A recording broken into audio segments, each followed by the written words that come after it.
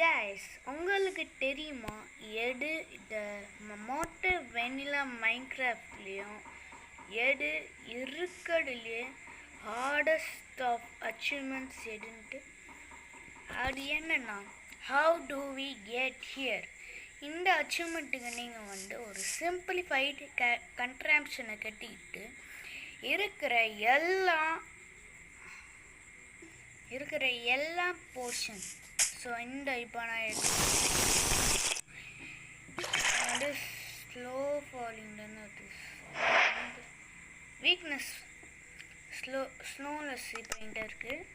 இப்போ நான் இதே மாதிரி நான் இது இருக்கிற எல்லா போர்ஷன் ஓவரால் நிறையவே போர்ஷன்ஸ் இருக்குது.